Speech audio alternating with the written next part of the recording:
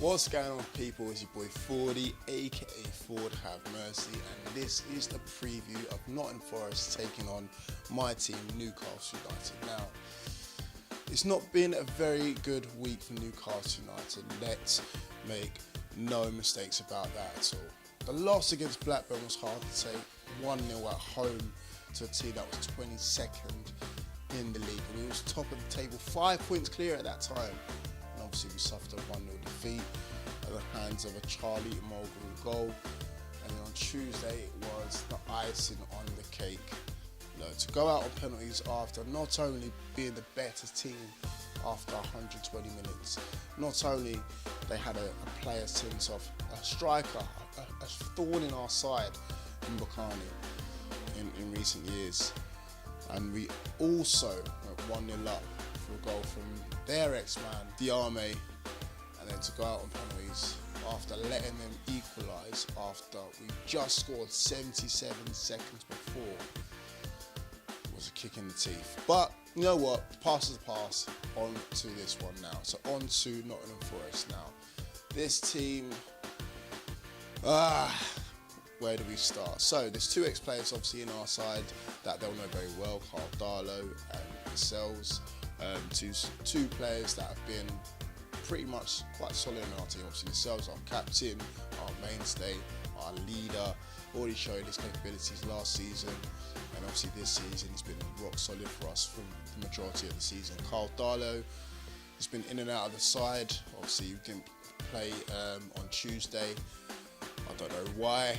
I still don't know why, but Carl Darlow, solid goalkeeper, and I fully expect both of those 2 players to have a hand in this game against Nottingham Forest. Now, in terms of the past, I love picking up the past just to give a bit of perspective about the game. So, the last 5 games we've won 4 out of 5 in the League Cup and the league, counting those 5 fixtures as well.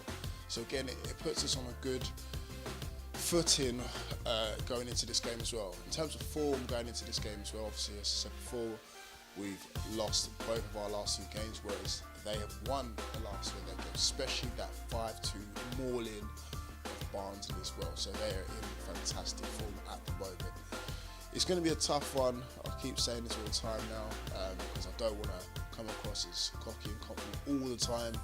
I still think we're going to win the league, but it's going to be a lot trickier than we thought when we first kicked the ball at the start of the season. Now, their front line is quite worrying. Not only do they have the likes of Bentner in their squad, but they actually have players that can really play and score as well. There's 3 players that I've pinpointed for this game that we need to be wary of, which is Henry Lansbury, ex-Arsenal player, fantastic form at the moment, and a real threat going forward. Velios, again, I don't know too much about him, but from what I can see, he's had a healthy return this season, so again, he's another threat going forward. And of course, that man, Assam Balonga, I hope I've not butchered that name, but again, I know who he is, I know what he's capable of, and Lascelles has to be on this game for this one, 100%. Newcastle United on this hand, oh God. Well, we didn't suffer any injuries on Tuesday, that's one thing. The only thing that might be injured is our pride. Going into this one, I expect a couple of changes to be made. I expect Darlow to go for Lascelles, 100%.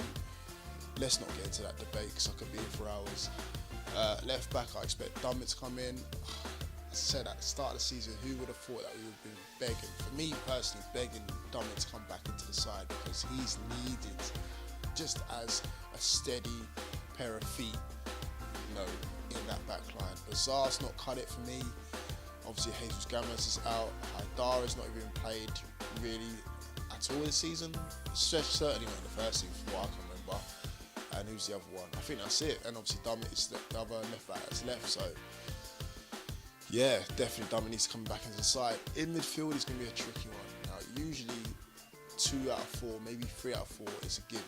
Usually, we throw Richie and Shelby straight in there. Now, who would have thought that me doubting whether Richie and Shelby should be in the side?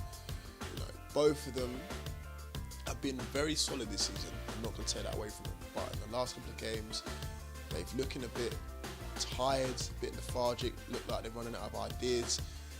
Is it time for a fresh approach? Do we have a fresh approach? Because, what are other options?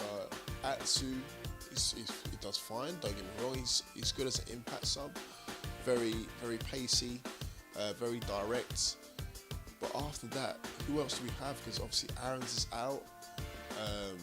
Tiote, do you throw Tiote back in the mix? Obviously that's the central midfield for Shelby. Who else do we have? I mean, they do look tired. Maybe this championship season is taking its toll on the team already, and we're not even halfway through it yet properly, are we? So, I don't know. I'm expecting them to start, but I just thought I'd throw that in there to keep you guys thinking on that one. Hayden or Colback, which one would play? For me, Colback better away from home than Hayden. Hayden did okay against his former side on Tuesday, but Colback's definitely got to be thrown into the side. Gouffran on the left, pretty much a no-brainer, I would have thought, but who knows? Does Perez get thrown into the mix instead of Diame? I think Diame had one of his better games for us. I think that's the third one this season. The other two against probably Preston, obviously when he scored, and I don't know, there was another game surely that he had a decent game in. But yeah, Diame or Perez, I'll probably have to go with Diame on this one. And then up top, Gale, Mitro, Murphy, probably Gale. Let's throw Gale in there. So Gale up top. Honest to God, I'm going to go with a draw on this one. That's my prediction. I'm going to go with 1-1. I'm not as confident as I was maybe a week ago. It's been a tough 7 days. And hopefully after this we've got a bit of a rest period until we play Birmingham at home.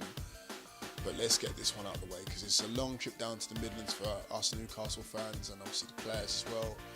We've had 2 tough games, especially the last game. We've had 120 minutes worth of football in the last game, 90 minutes worth of football in the last one.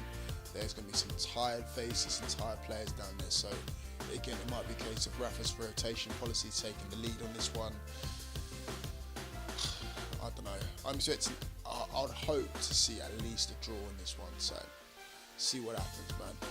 Hopefully, guys, I'll get to see you guys down there. I'll have my camera about, so don't be surprised if you see me do my fan cams. But I'll speak to you all soon. Also, I'll have a fan's perspective from Nottingham Forest, so make sure you check that one out. And fingers crossed we can get back to winning ways as soon as possible. Thank you guys for watching. Thank you guys for listening. I'll see you all soon. Keep it tuned. Peace.